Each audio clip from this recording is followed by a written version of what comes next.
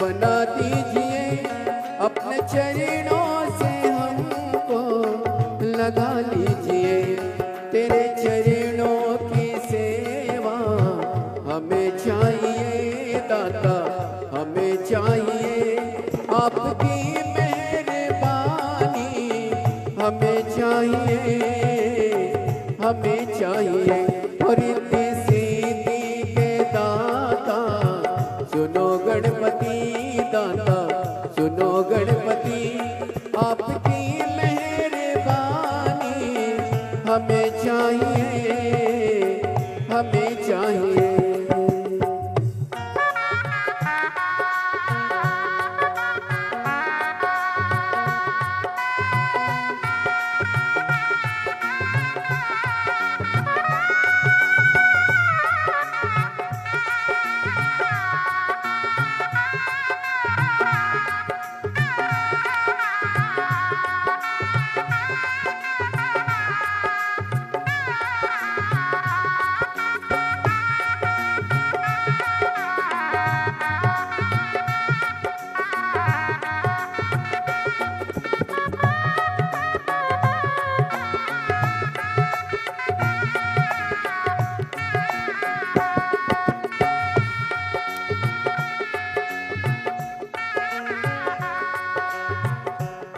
सारे देवों में गुणवान दाता हो तुम, सारे वेदों में ज्ञानों के दाता हो तुम।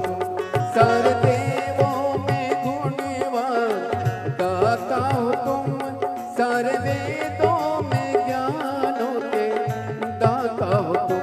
हो ज्ञान दे दो हमें जिंदगानी रहे, जिंदगानी हमें चाहिए, हमें चाहिए। और इतनी सीधी के दाता सुनो गणपति दाता, सुनो गणपति आपकी मेहरबानी हमें चाहिए, हमें चाहिए।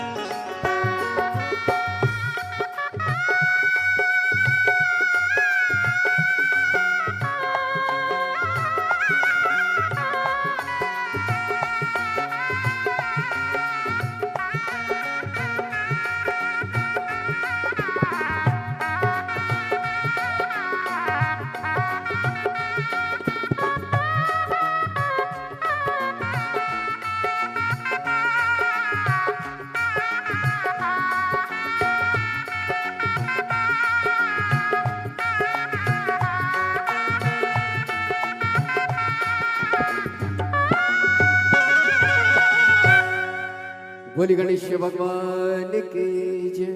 जय जय श्री राधे। सभी भक्तों को हर हर महादेव सदा जय श्री कृष्णा श्री शिवाय नमस्तोभ्यम। 5 दिवसीय सुंदर श्री शिव महापुराण के अलौकिक दिव्य कथा हम सभी पंचामृत के रूप में ग्रहण कर अपने जीवन को कृतार्थ कर रहे हैं, आनंद में कर रहे हैं। और प्रयागराज की इस पावन धरा पे सुंदर अलौकिक दिव्य कथा श्रवण करने का शुभ अवसर प्राप्त हुआ और परम सानिध्य हमें प्राप्त हुआ है। परम पूज्य परम आदरणीय जगत गुरु महामंडलेश्वर श्री संतोषाचार्य जी सतुआ बाबा जी के सानिध्य में हम सभी ये कथा श्रवण कर रहे हैं। एक बार जोरदार ताली बजाकर स्वागत करें।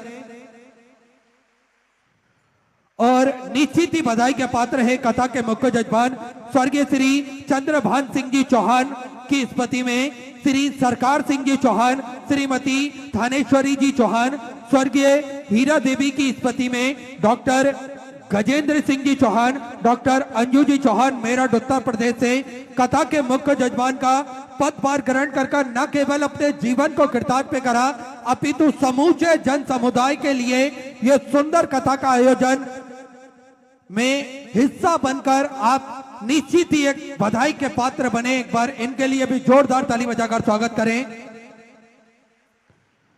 और देखिए, जीव पर जब तक बाबा भोलेनाथ की कृपा ना हो तब तक इस पृथ्वी पर, इस दुनिया में, संसार में कोई भी कार्य संभव नहीं हो सकता। हम चाहे जितना प्रयत्न कर ले, चाहे जितना प्रयास कर ले, लेकिन होता वही है जो प्रभु को मंजूर हो, होता वही है जो प्रभु की मर्जी होती है। हम सभी ने पूज्य गुरुदेव के मुखारबिंद से कई बार कथा के दौरान श्रवण करा है। तेरी कृपा बिना न हिले एक भी अणु, लेते हैं श्वास तेरी कृपा से तनु तनु। हम सभी उन्हीं की कृपा से श्वास ले रहे हैं, उन्हीं की कृपा से इस संसार सागर में अपना जीवन यापन कर रहे हैं। तो निरंतर हम सभी महादेव के मंदिर जाते रहे और महादेव के चरणों में अपने शीश को झुकाते रहे। पूज्य गुरुदेव ने हम सभी को बड़े ही सुंदर और सरल शब्दों में महादेव के मंदिर पहुंचाने का एक सुंदर मार्ग बताया है। एक लोटा जल सारी समस्याओं का हल। एक लोटा जल लेकर हम पास के मंदिर जाते हैं, देवालय जाते हैं, भगवान का जल अभिषेक करते हैं तो निश्चित ही सारी समस्याओं का निदान तो निकलता है। साथ में महादेव की कृपा भी हम सभी जीव को प्राप्त होती है, उनका आशीर्वाद भी हम सभी को प्राप्त होता है। और देखिए, ये एक लोटा जल का ही प्रभाव है जो तीर्थराज प्रयागराज की इस पावन धरा पर हम सभी को देखने को मिल रहा है।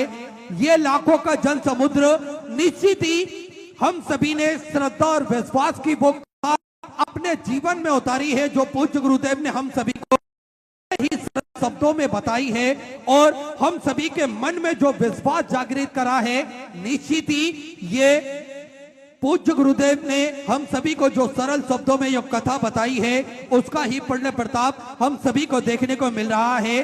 देखिए, इस संसार सागर में गुरु का बड़ा ही महत्व माना गया है। और देखिए, इस संसार में माता पिता तो हमें जन्म देते हैं, परंतु जीवन जीने का और धर्म को समझाने का, सत्य के मार्ग पर चलना जो हमें सिखाते हैं वो गुरु सिखाते हैं। गुरु केवल ज्ञान नहीं देते, वे अज्ञान के अंधकार में दीपक जलाते हैं। और गुरु केवल रास्ता नहीं दिखाते, वे हमें चलना भी सिखाते हैं। गुरु केवल शास्त्र नहीं पढ़ते, वे जीवन का सार भी हम सभी को समझाते हैं। जैसे चंदन खुद घिसकर दूसरों को सुगंध देता है, जैसे दीपक खुद जलकर दूसरों को प्रकाश देता है, वैसे ही गुरु स्वयं तप कर, त्याग कर कर हमें जीवन में प्रकाश देते हैं। यदि हमारा जीवन एक खेत है तो गुरु उसमें बोया गया वह बीज है जो संस्कारों का वृक्ष बनकर हमें फल देता है। यदि हम जीवन की नाव हैं तो गुरु वह पतवार है जो हमें सही किनारे तक पहुंचाता है। गुरु के प्रति प्रेम केवल शब्दों में नहीं, हमारे आचरण में भी झलकना चाहिए। और यही आचरण आज हम सभी को देखने को मिल रहा है प्रयागराज की इस पावन धरा पर। सैकड़ों किलोमीटर दूर से पैदल चलने के बाद हम ना ही गर्मी देखते हैं, ना ही आंधी देखते हैं, ना ही बारिश देखते हैं, ना ही तूफान देखते हैं। हमें परिस्थितियां डिगा नहीं सकती, परिस्थितियां हमें हरा नहीं सकती। हमें अगर गुरु के वचनों को सुनना है तो हम सैकड़ों किलोमीटर दूर से भी पैदल चलकर आएंगे और लाखों की संख्या में बैठकर ये कथा श्रवण कर अपने जीवन को कृतार्थ में करेंगे, आनंद में करेंगे। इस बात को आप सभी ने बताया है कि आप सभी ने गुरु के वचनों का कितना पालन करा है। और देखिए, गुरु के प्रति सम्मान सिर्फ प्रणाम में नहीं, जीवन में भी उतरना चाहिए, क्योंकि गुरु के वचनों को हृदय में उतार जो व्यक्ति हृदय में उतार लेता है, उसका जीवन स्वयं प्रेरणा बन जाता है। अगर हम गुरु के वचनों को अपने हृदय में उतार लेंगे तो निश्चित ही आपसे प्रेरणा लेकर दूसरे लोग भी सुधरेंगे, आपसे प्रेरणा लेकर दूसरे लोग भी संवरेंगे। और सूरज की रोशनी के बिना जैसे जीवन अंधकार में है और गुरु की कृपा के बिना जीवन दिशाहीन है, गुरु वही है जो हमें स्वयं पर विश्वास करना सिखाए और शिष्य वही है जो आशीर्वाद को अपने कर्मों से साकार करें। अर्थात अगर हम गुरु के वचनों को अपने जीवन में उतारते हैं तो निश्चित ही हमारा जीवन सुधरता तो है, और गुरु के वचनों पर विश्वास हम करते हैं तो निश्चित ही एक गुरु की ये सही परिभाषा होती है। और शिष्य वही होता है जो अपने कर्म सही तरीके से कर कर गुरु के आशीर्वाद को साकार कर सके और लोगों को भी वो कहीं ना कहीं प्रेरणा देकर अपने जीवन में कहीं ना कहीं वो सुधार ला सके।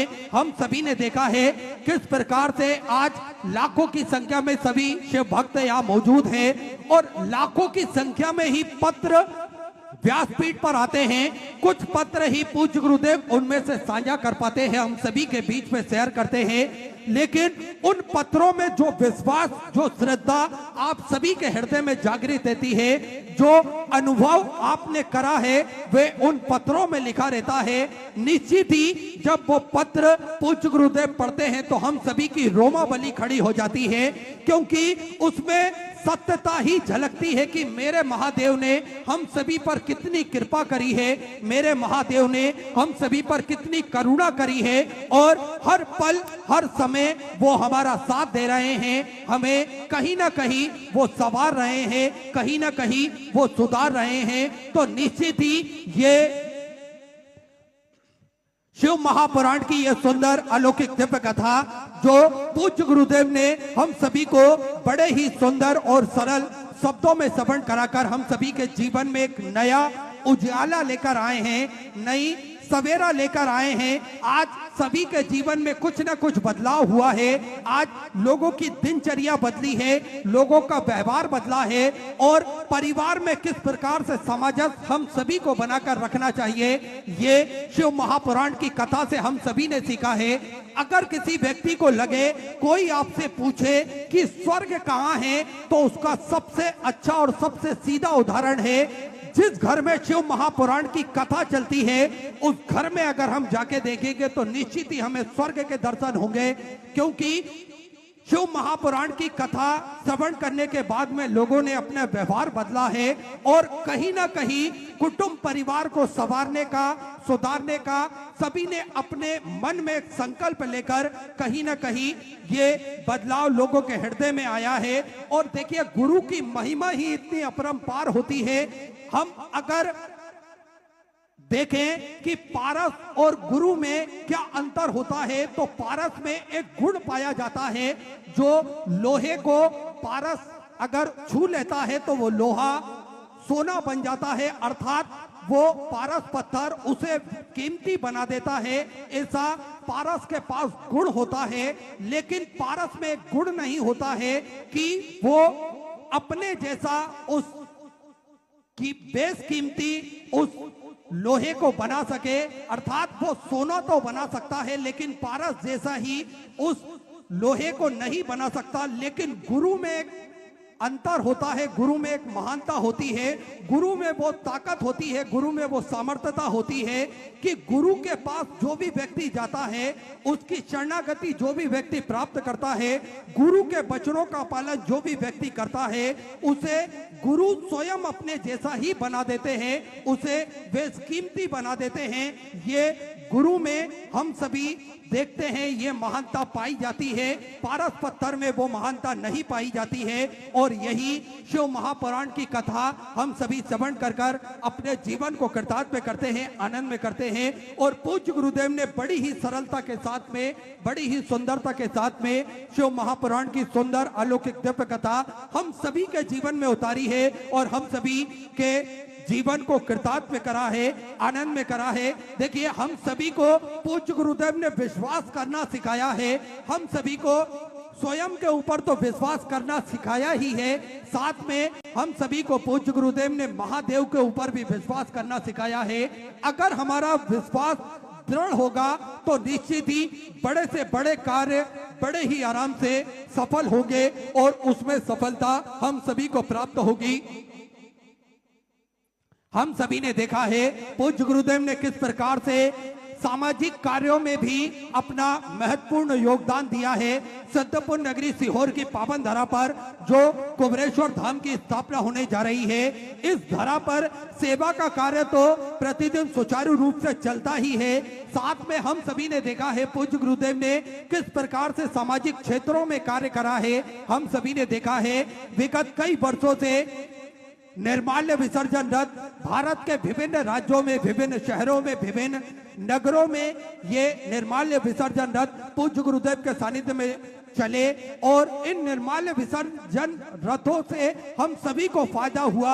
आज हमारे मंदिरों में जो रख रखाव है, जो स्वच्छता है, वे कहीं ना कहीं इसमें योगदान पूज्य गुरुदेव की अमृतमय वाणी से जो शब्द निकले और जो निर्माल्य विसर्जन रथ चले, उनसे जो निर्माल्य इकट्ठा होता है वे नदी, कुएं, बावड़ी, तालाब में ना डालते हुए एक सुनसान जगह पर खेत में वो निर्माल्य रखते हैं, जिससे खाद बनकर, ये भी एक जैविक खाद बनकर लोगों के खेत में काम आ सके और इसका पुण्य फल भी हमें प्राप्त हो सके। साथ में अगर हम वो निर्माल्य कुएं, बावड़ी और तालाब में डालते थे तो कहीं ना कहीं वो पानी दूषित होता था, कहीं ना कहीं वो पानी खराब होता था।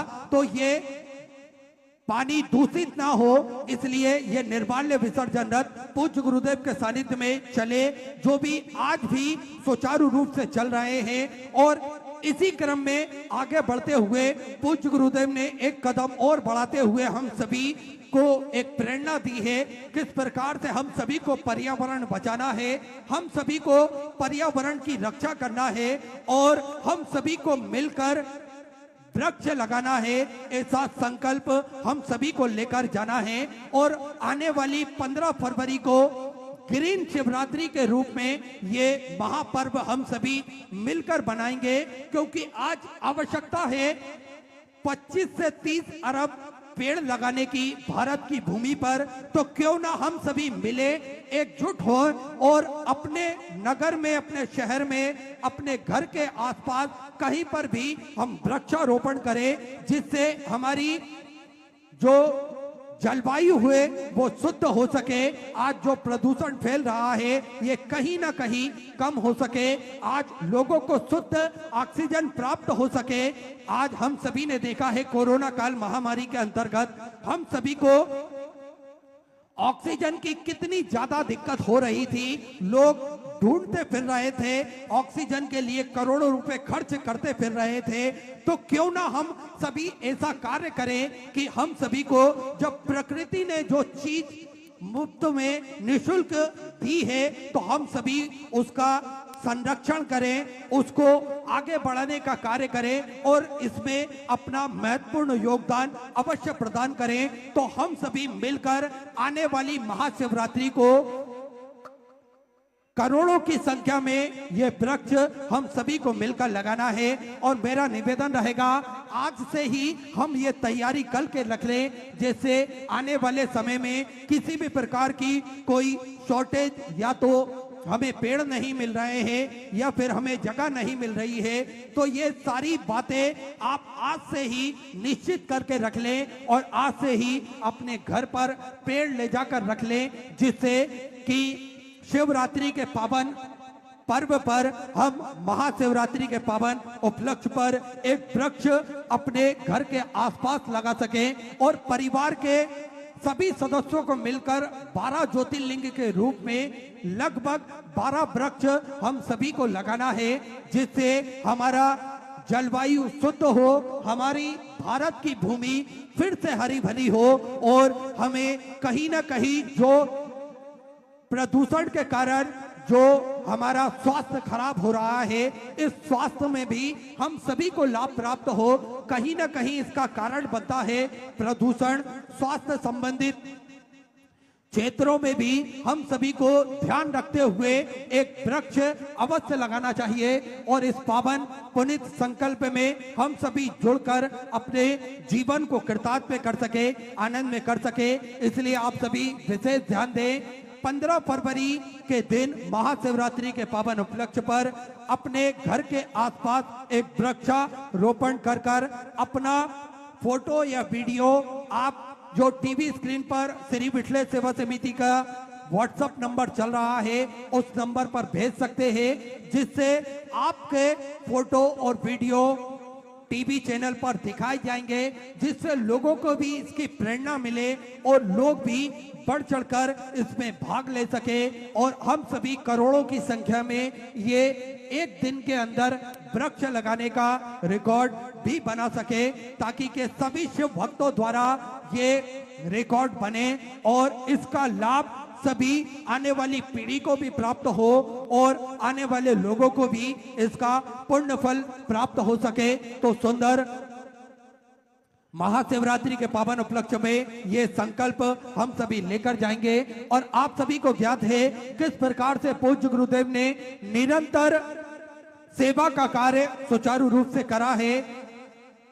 भोजन भंडारा हो, स्वास्थ्य संबंधी सेवाएं हो या फिर बच्चों की फीस, बच्चों की कॉपी किताब संबंधित सेवाएं हो, श्री विठले सेवा समिति हमेशा बढ़ चढ़कर कार्य करती है, हमेशा बढ़ चढ़कर भाग लेती है, जिसमें आप सभी ने देखा है किस प्रकार से विश्व की सबसे बड़ी और भव्य भोजनशालाओं में से एक कुबेर भंडारी की भोजनशाला, जो कि प्रतिदिन सुचारू रूप से चलती है, जिसमें लाखों सैकड़ों हजारों भक्त प्रतिदिन भोजन भंडारे का आनंद लेकर अपने जीवन को कृतार्थ करते हैं, आनंद में करते हैं। आप भी इस भव्य भोजनशाला की सदस्यता ग्रहण कर सकते हैं। मात्र 21,000 रुपए की स्वराशि देकर जीवन पर्यंत तक आप इसके सदस्य बन सकते हैं। होता यह है कि 365 दिन में से एक दिन, साल में एक दिन आपके नाम से भी भोजन भंडारा कराया जाएगा और यही क्रम बदल बदल के सुचारू रूप से चलता है, जिसमें लाखों सैकड़ों हजारों भक्त प्रतिदिन भोजन भंडारे का आनंद लेकर अपने जीवन को कृतार्थ में करते हैं, आनंद में करते हैं। साथ में आप सभी को ज्ञात है स्वास्थ्य संबंधी सेवाओं में पूज्य गुरुदेव हमेशा बढ़ चढ़कर कार्य करते हैं, हमेशा बढ़ चढ़कर भाग लेते हैं, जिसमें विगत कई वर्षों से निःशुल्क रूप से प्राथमिक उपचार केंद्र पूज्य गुरुदेव के सानिध्य में चलता है, जिसपे दवाई गोली भी निःशुल्क रूप से वितरण की जाती है। और इसी बीच में पूज्य गुरुदेव का शुभ मंगल आगमन हो चुका है। सुंदर गुरु वंदना के साथ में आज कथा के दूसरे दिवस में हम सभी प्रवेश करेंगे। जय जय श्री राधे, हर हर महादेव, श्री शिवाय नमस्तुभ्यं। गुरुर् ब्रह्मा गुरुर्विष्णु गुरुर्देवो महेश्वरा गुरुर्साक्षात् परब्रह्म तस्मै श्री गुरुवे नमः। कलयुग में कलयुग में कलयुग में शिव युग आया है, कलयुग में शिव युग आया है, गुरुदेव ये तेरा रचाया है। कलयुग में शिव युग आया है, गुरुदेव ये तेरा रचाया है।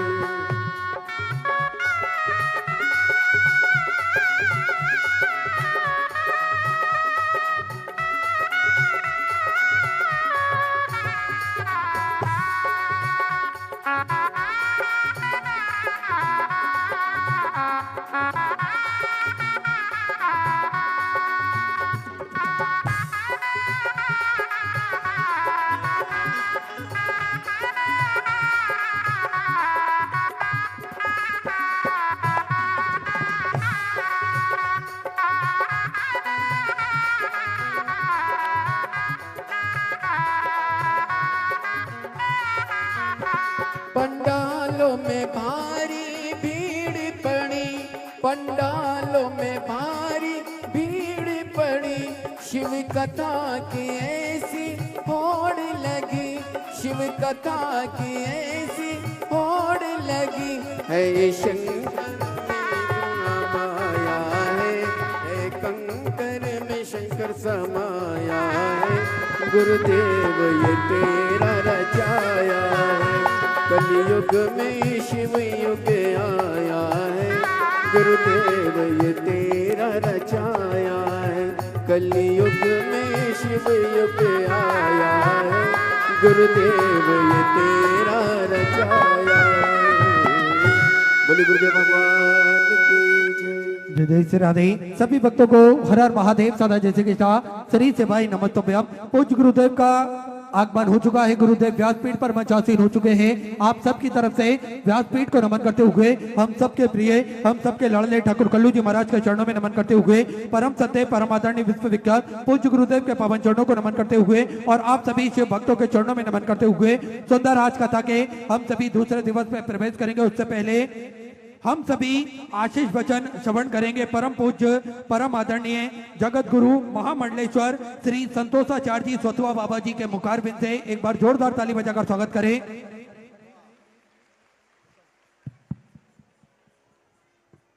नमः पार्वती पदये श्री शिवाय।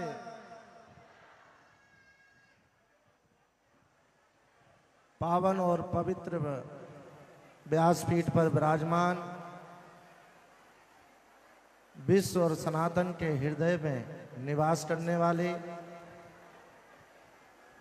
ऐसे हम सबके लाडले शिव जी, जिनके आराध्य हैं परम पूज्य पंडित श्री प्रदीप मिश्रा जी, सीहर वालों का मैं सतवा आश्रम परिवार की तरफ से हृदय से स्वागत, अभिनंदन और प्रणाम करता हूं। उपस्थित सभी कथा मंडप में विराजमान हमारे शिव भक्त, जिनकी श्रद्धा और विश्वास और आस्था को मैं प्रणाम करता हूं। उपस्थित हमारे खाट चौक के एवं प्रयागराज के इस माघ मेला में कल्पवास करने वाले समस्त कल्पवासियों को, तीर्थ पुरोहित प्रयागवाल को, दंडी वाड़ा के पूज्य समस्त शिव स्वरूप स्वामी जी को, आचार्य जगतगुरु रामानुजाचार्य के समस्त स्वरूपों को, उपस्थित पूरे प्रयागराज के सभी शिव भक्तों को, राम भक्तों को, कृष्ण भक्तों को मैं इस पावन मंच से प्रणाम करता हूं, आपका स्वागत करता हूं। आज परम सौभाग्य है कि माघ मेला अपने विराम के पड़ाव तरफ जा रहा है। वो विराम और विश्राम कोई रुकावट का नहीं है। वो विराम और विश्राम केवल एक सनातन के आस्था के ध्यान का ये विश्राम है। जैसे व्यासपीठ ने कल बताया कि हमें चिंता नहीं करना है, क्योंकि हमारा चिंता करने वाला शिव भगवान बैठे हैं और उनकी आराधना, उन पर विश्वास ही हमारा सब कुछ है। निश्चित जिस प्रकार से आप लोग इस मंडप में बैठ शिव का स्नान करते हैं तो लगता है कि सनातन को कोई छू नहीं सकता। जैसे पूज्य व्यास जी ने कहा था कि ये डीपी और ट्रांसफार्मर का उदाहरण देके हम सबको बताया था, इसी प्रकार हमारा सनातन कोई एक जगह स्थित नहीं होता। जहां जहां व्यासपीठ जाती है वहां वहां राम और कृष्ण और शिव का मंदिर बना के आती है। और मंदिर क्या है? जहां पूजा है, जहां विश्वास है और जहां आस्था है और जहां कथा है, वहीं पर मंदिर है। आप देखें 500 वर्षों की तपस्या के बाद अयोध्या में राम मंदिर बना, जहां राम का नाम लेने वालों पर गोलियां चला दी जाती थीं। लेकिन धन्य है हमारे भारत के राम भक्त, आपकी तपस्या कि जिन्होंने हमेशा अपना धैर्य नहीं खोया और भजन और इसी व्यासपीठ के बताए हुए मार्गों पे चलते रहे और निश्चित वो युग आया जिसमें हम सब लोग साक्षी बने और राम मंदिर बन गया। निश्चित है आप सबकी तपस्या है, महापुरुषों की तपस्या है, और